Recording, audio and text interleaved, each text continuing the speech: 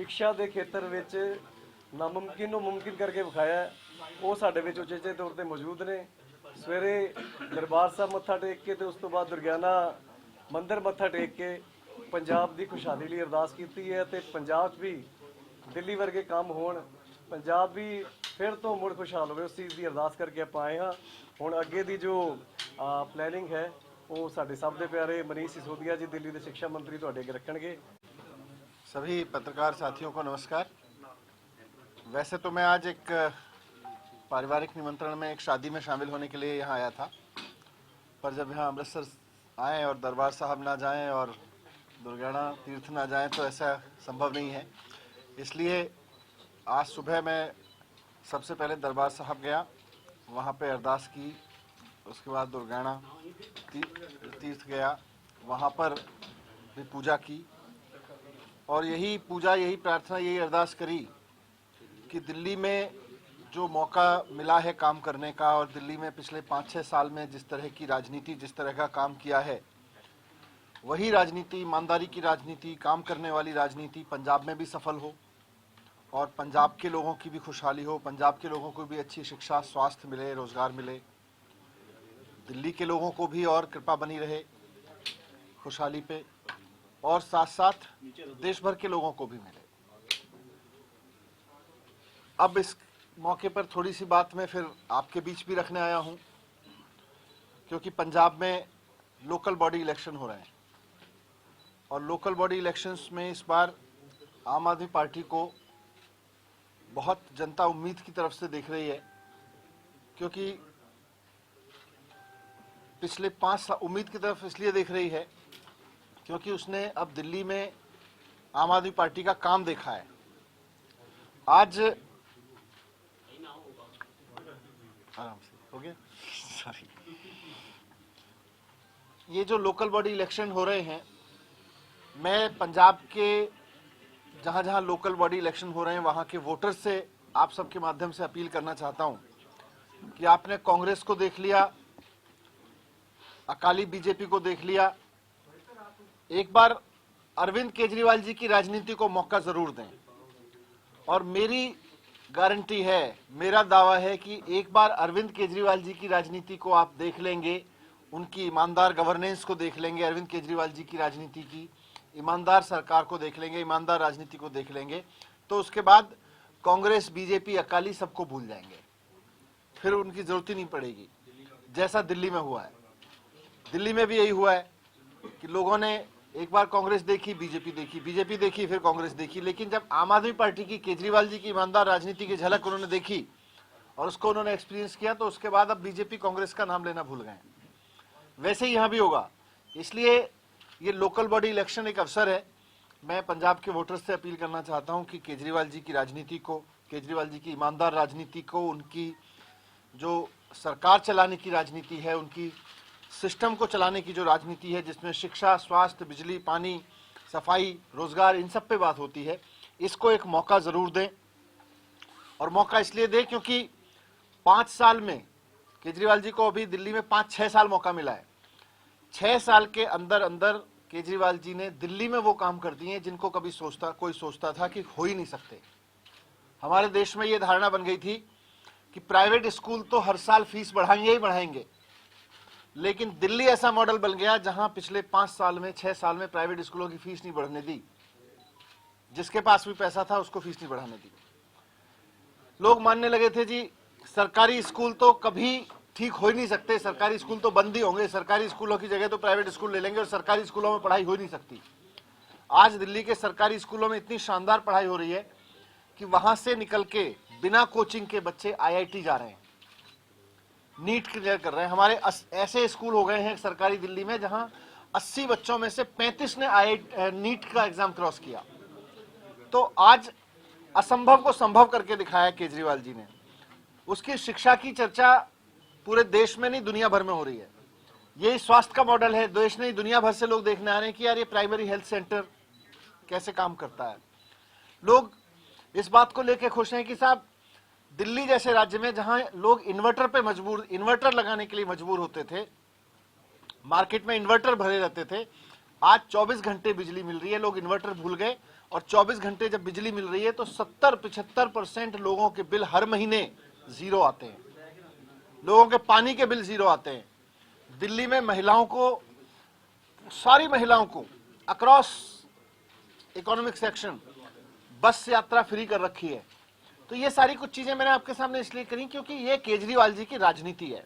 इसी राजनीति को मैं अपील कर रहा हूं आपके माध्यम से कि इसको मौका दें पंजाब में, पंजाब के वोटर्स, पंजाब में जो लोकल बॉडी इलेक्शन हो रहे हैं उसमें।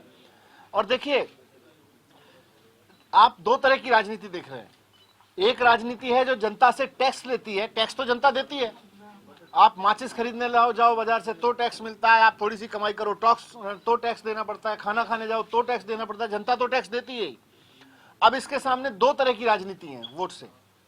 एक राजनीति यह है कि उस टैक्स के पैसे को चोरी करके लोग अपना बिजनेस करें, अपना घर बढ़े, अपना नोट बैंक बढ़ाएं।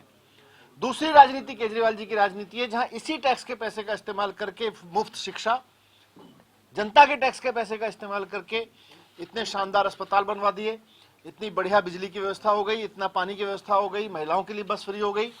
तो इसलिए मैं आप सबके माध्यम से यही एक बार फिर से पंजाब के लोगों से अपील करूंगा कि जिस तरह से दिल्ली की जनता ने केजरीवाल जी की राजनीति को मौका दिया तो अब वहां उसका बहुत ईमानदार राजनीति का फायदा मिल रहा है, वैसे यहाँ भी मौका जरूर दें। यही मैं आपके बीच में रखने आया था। बहुत बहुत धन्यवाद। सर, आपके जो पहले जैसे आपने पार्टियों का जिक्र किया कि अकाली बीजेपी, तो आप लोग अब क्या चीज लेकर लोगों से वोट दें? क्या दिल्ली मॉडल ही बता के लोगों से वोट मांगा जाता है? देखिए, हम जब शहर का नाम लेते हैं, दिल्ली मॉडल, पंजाब मॉडल, वो दिल्ली में भी मॉडल दिल्ली का था 5 साल 7 साल पहले। बात यह है कि एक है ईमानदार राजनीति, केजरीवाल जी की राजनीति है। तो हम पंजाब के बीच जो आए हैं इसी बात को लेकर आए हैं, और हमारे जनरल सिंह जी और बाकी सब साथी जो लोगों के बीच जा रहे हैं, हमारे कैंडिडेट्स जो जा रहे हैं, कि साहब एकमात्र ऐसा नेता है देश में जो आपके टैक्स के पैसे का सही इस्तेमाल करते हुए आपको सुविधाएं दे सकता है। बाकी सब तो आपके टैक्स के पैसे को चोरी करते हैं। मेरा सवाल इसलिए था क्योंकि बाकी पार्टियां ये कहती है कि हम सत्ता में रहे या अब सत्ता में हैं और हम विकास करेंगे, तो मैं ये बोल रहा हूँ कि तो कर दिया होता भाई, सत्ता में तो 4 साल तो एक को हो गए, 15 साल एक को देख लिया जनता ने, तो कर दिया होता। मनीष जी, किसानी आंदोलन की बात करें, पंजाब में चलो चुनाव लोग हो चुके हैं, आप क्या समझते हैं कि आंदोलन जो चल रहा है, सरकार, पंजाब सरकार हो या केंद्र सरकार, चुनाव की तरफ तो ध्यान दे रही है, लेकिन क्या इस आंदोलन को खत्म करने के लिए जो प्रयास हो रहे हैं वो उचित हो रहे हैं कि नहीं? मुझे तो लग ही नहीं रहा जी, पंजाब की तरफ से, पंजाब सरकार की तरफ से या केंद्र सरकार की तरफ से कोई सीरियस प्रयास हो भी रहा है। बस बेचारे वहाँ हमारे किसान साथी बैठे हुए हैं और उनसे मिलने की कुछ हो जाती है, और सबकी आपस में पीछे दोस्ती होती है, आपस में मिलते हैं तो कुछ इन किसानों पे बात ही नहीं करते, अपने अपने अपने मुद्दों पे बात करके बाहर निकल आते हैं। जो वहाँ पे आप दिल्ली सरकार की तरफ से चलो पानी है, पानी की सेवा तो करते हैं, पानी के जनरल सिंह जी वहाँ ही थे उस दिन, जब टैंकर वगैरह रोके जा रहे हैं, तो इन ह्यूमन बिहेवियर को आप आपकी तरफ से क्या प्रयास किए जा रहे हैं, और इस तरह सरकार क्यों ऐसा कर रही है? केंद्र सरकार की कुछ मजबूरी है, मुझे लगता है हम सब जानते हैं। देखो, सारे लोग जानते हैं कि ये जो बिल बनाए हैं ये किसानों के लिए तो बनाए नहीं हैं, ये तो कॉरपोरेट्स के फायदे के लिए बनाए, कुछ चंद कॉरपोरेट्स के फायदे के लिए। तो अब उन कॉरपोरेट्स को फायदा पहुंचाने के लिए केंद्र सरकार इतनी जिद पे क्यों अड़ी हुई है कि देश भर के किसानों की पीड़ा उसको दिखाई नहीं दे रही, उनकी आवाज, उनका विरोध दिखाई नहीं दे रहा।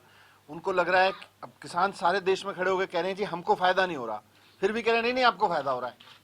तो क्या मजबूरी है, वो हम सब समझते हैं। सर, पंजाब में कांग्रेस की ओर से बार बार कहा जाता है कि दिल्ली में ये कानून आपकी ओर से लागू कर दिए गए, इस पे स्थिति थोड़ी साफ। ये कैप्टन साहब पूरी तरह से अफवाह फैलाते हैं।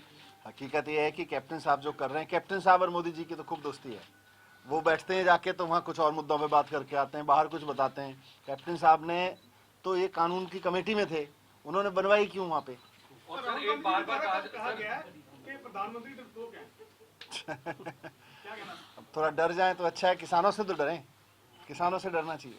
और लाल किले को लेकर जो पंजाब में लड़कों पे पर्चे हुए हैं, वांटेड किए हैं लोग, उसके विरोध में पंजाब में कैसे देखते हैं? देखिए, लाल किले पे जो वायलेंस हुई वो तो हम सब मानते हैं गलत हुई, लेकिन उसके आरोप में जिन लोगों के फोटो वायरल हुए, जिन लोगों के बहुत ऑब्वियस जिनकी शक्लें दिखी, वो तो सब दिख रहा है कि भारतीय जनता पार्टी के लोग हैं, भारतीय जनता पार्टी ने उनको भेजा था, तो वो फिर अपने लोगों को बचा रही है। कांग्रेस सरकार उसकी बेल क्यों करा रही है? इसीलिए मैंने कहा ना, दोस्ती है इनकी सबकी आपस में। आपको नहीं लगता ये पार्टियां, राजनीतिक पार्टियां किसानों के आंदोलन को भुलाने में लगी हुई हैं? देखो जी, मुझे लगता है अगर मतलब राजनीतिक पार्टियां अगर किसानों के साथ खड़ी हैं तो खड़े होना चाहिए।